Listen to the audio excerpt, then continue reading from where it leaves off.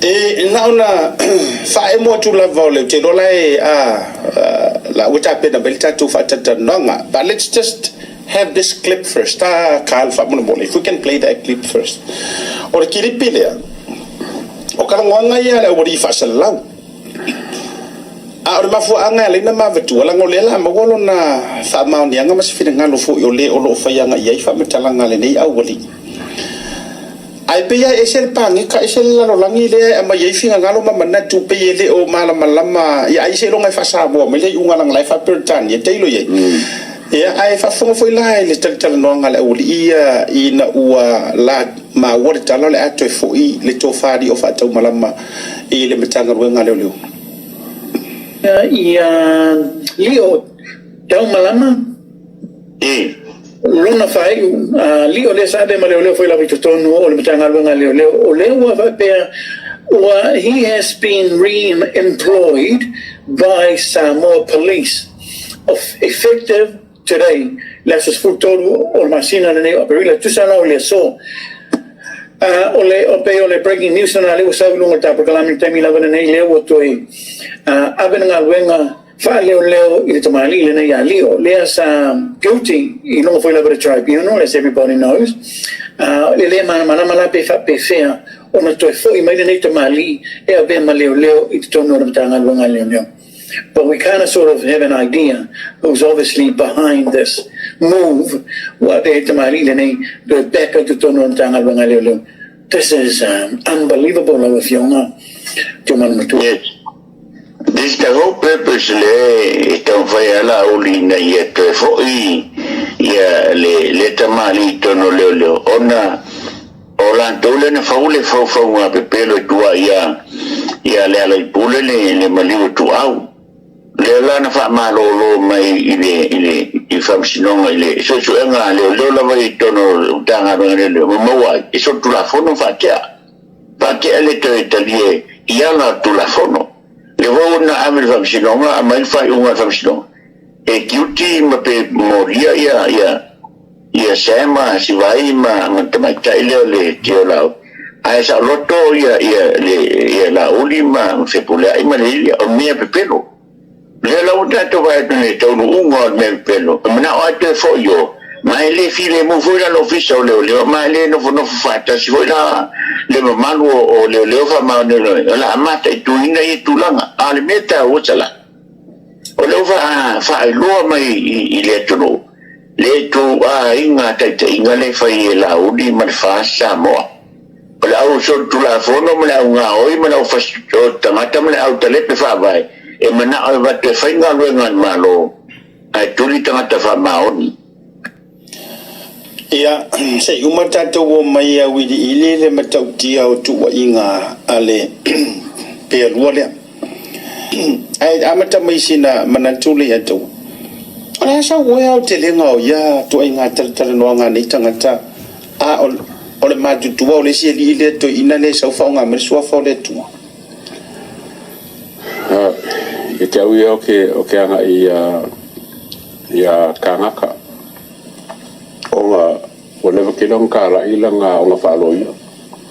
O te amsia nga whaanga mai ka ngakai e makwa le loa se mea whaakauloia.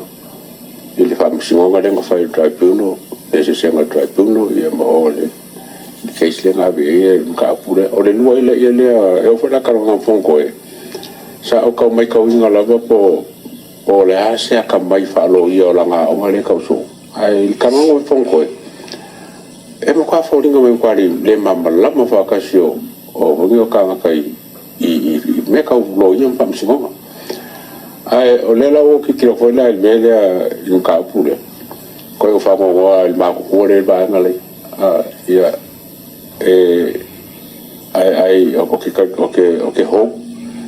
E le o amanga ia sisi mea musala e ke pufone lo o que você vai ser pau que apa ko da wai e te sira fiani ya to wa o me le ngai fainga le uri ia o le o mai fa sala lau mai tangata le me la te mana na o fai ai ku u le me sa o le o mai le kusi ale fa masingo le o auto mai tua Alai o mai tu ur melena au mai e la fionga ia kalasa. Ai whaongala. Ai whaongalo la mana tu feita. O lewa mai o la la ngona fia taui masui.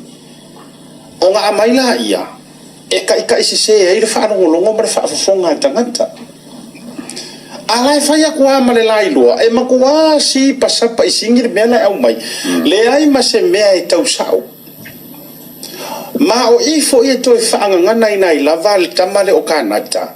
Ma toi wha mai nai. Ilona fia lo ia.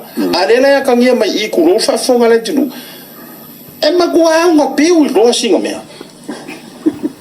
Mai la tato o se tala noa lea a se lo ia. Ia. Ua mamau ke le me ka ure lo ia. Pasi wa ore mele ka ure me ore fia lo ia. Ale uo mai nei o te hofo fo i le ma o la ofisiri lea ia mai fia. O la ofisiri ia lea. O te hofo i lo le ma. O le ua umau folofolanga nga whai. Tau te sere fia sa moa anga whai rea whaakorungi o folofolanga e roka se kangakau ki kango ma whao ngā ele sua whao le tua. Ai sa ue le moi. Wa leva nga su ese me uke la fia uke le koe fia ngongo i lunga social media.